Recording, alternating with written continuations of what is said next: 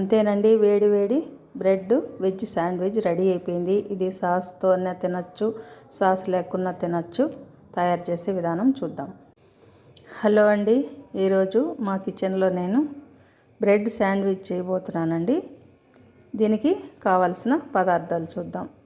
ఇది మామూలుగా పొద్దున పూట బ్రేక్ఫాస్ట్గా కానీ ఈవినింగ్ స్నాక్స్ లాగా కూడా తినచ్చండి. మనం ఎమర్జెన్సీగా ఏం లేనప్పుడు బ్రెడ్ ఉంటే ఇవన్నీ ఉంటాయి కదా ఇంట్లో, మామూలుగా చేసుకోవచ్చండి. చాలా ఈజీ. దీనికి కావాల్సిన పదార్థాలు చూద్దాం.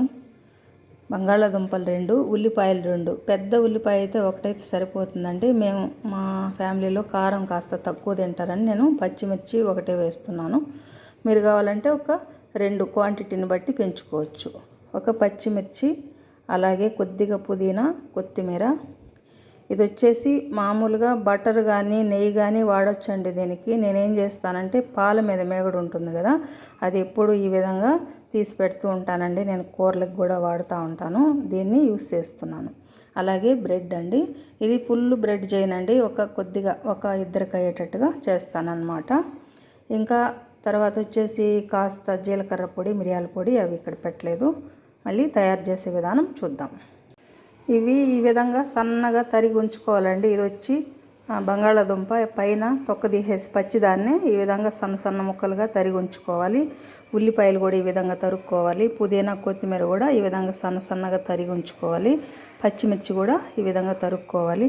దీన్ని అనేక రకాలుగా చేయొచ్చండి. దీంట్లో మైనీస్ అని వేస్తారు. అది మామూలుగా ప్రిజర్వేటివ్ కదండి, హెల్త్కి అంత మంచిది కాదు. మనం ఇంట్లో తయారు చేసుకుంటే మైనీస్ కూడా వాడుకోవచ్చు. నా దగ్గర ప్రస్తుతానికి అది లేదు కాబట్టి నేను మేగడతో చేస్తున్నానండి. మేగడతో కూడా బాగా రుచిగా వస్తుందన్నమాట. ఇప్పుడు ఇవన్నీ తరిగి ఉంచుకున్నాం కదా, తయారు చేసే విధానం చూద్దాం. అవన్నీ తరిగి ఉంచుకున్నాం కదా, ఇప్పుడు పొయ్యి మీద పెనం పెట్టుకుందాం. పెనం కాస్త వేడయ్యాక ఇందులో మేగడ ఉంటుంది కదండి, అది వేసి కాసేపు కరగనిద్దాం.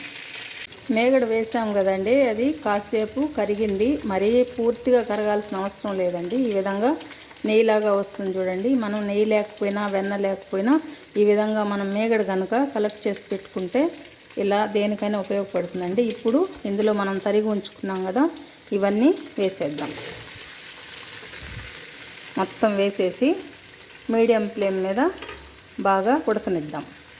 ఇది కాస్త మగ్గింది కదా, ఇప్పుడు ఇందులోనే మన రుచికి సరిపడా మిరియాల పొడి, కాస్త జీలకర్ర పొడి, కాస్త ఉప్పు, కొద్దిగా కారం, కొద్దిగా చాట్ మసాలా, ఇవన్నీ వేసి ఇందులో కాస్త మంట తక్కువ చేసుకొని బాగా ఉడికించుకోవాలి. ఇది బాగా ఉడికిపోయిందండి. ఇది మనం మేగడతో చేస్తున్నాం కాబట్టి కాస్త మంట తగ్గించి పెట్టుకొని కలుపుకోవాలండి. ఎందుకంటే వాటర్ ఏమి వేయడం లేదు కాబట్టి కాసేపు నెమ్మదిగా కలుపుతూ ఉండాలి. ఇది బాగా ఉడికిపోయింది. దీన్ని అట్లే పక్కన ఉంచుకోవాలి, చల్లార్చుకోవాలి. తర్వాత మనం బ్రెడ్ తీసుకున్నాం. ఇప్పుడు మనం బ్రెడ్ స్లైసెస్ తీసుకున్నాం. ఇందులో ఒకదానికి మాత్రమే టమాటో సాస్ వేసుకున్నాం. కొద్దిగా ఒకదానికి వేసుకొని మనం అప్లై చేసుకున్నాం. ఇట్లా అన్ని పీసులకి, అంటే 2 వైపులు అవసరం లేదు, ఒకవైపు పీస్కి మాత్రం కొద్దిగా టమాటో సాసు అప్లై చేసుకుందాం. చేసుకొని మనం వేయించి పెట్టుకున్న మిశ్రమం ఉంది కదా, దాన్ని వేసి మనం వేయించి పెట్టుకున్న మిశ్రమాన్ని ఈ విధంగా పీసుల మీద పెట్టి నెమ్మదిగా స్ప్రెడ్ చేసుకోవాలి. ఇప్పుడు అన్ని పీసులకి మనం వేయించి పెట్టుకున్న మిశ్రమాన్ని పెట్టేసాం కదా, ఇప్పుడు ఈ పీసులు దీనిపైన పెట్టి కాస్త గట్టిగా ప్రెస్ చేసుకోవాలి. లేదంటే ఇది పెనం మీద వేసినప్పుడు ఊడిపోతుందన్నమాట. దీన్ని నెమ్మదిగా కాల్చుకోవాలి. ఇప్పుడు పొయ్యి మీద పెనం పెట్టుకున్నాం. మేగడ వేసుకొని దాన్ని బాగా దాని మేగడ అంతా పెనమంతా అయ్యేటట్టుగా దాన్ని బాగా రాసుకోవాలి. తర్వాత మనం ఈ బ్రెడ్ పీసుల్ని వేసుకున్నాం. ఇప్పుడు ఈ పెనం మీద వెన్న స్ప్రెడ్ చేసుకున్నాం కదా, దాని మీద ఈ బ్రెడ్ పీసులను పెట్టి, మరి ఎక్కువ మంట పెట్టినామంటే మాడిపోతుంది. మీడియం ఫ్లేమ్ పెట్టుకొని కాల్చుకోవాలి. దీన్ని అనేక రకాలుగా చేసుకోవచ్చండి బ్రెడ్తో. ఇది వచ్చేసి వెజ్తోనే చాలా రకాలు చేసుకోవచ్చు. నాన్ వెజ్ చేసుకోవచ్చు. శాండ్విచ్ ఈవినింగ్ స్నాక్స్కి పిల్లలకు చాలా బాగా ఇష్టంగా తింటారనమాట. అంతేనండి, ఈ బ్రెడ్ని ఈ విధంగా కాల్చుకున్నాం. ట్రయాంగిల్ షేప్లో కట్ చేశాను. ఇంతేనండి, వేడి మీద కానీ తింటే చాలా బాగుంటుంది. పిల్లలు ఈవినింగ్ స్నాక్స్కి బాగా తింటారండి. వెజ్లో అనేక రకాలు చేసుకోవచ్చు, నాన్ వెజ్తో చేసుకోవచ్చు.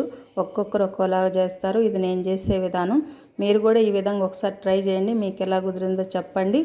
నా వెజ్ శాండ్విచ్ కానీ నచ్చితే లైక్ చేయండి, షేర్ చేయండి. నా ఛానల్ని సబ్స్క్రైబ్ చేసుకోండి. ఓకే అండి, థ్యాంక్ యూ ఫర్ వాచింగ్.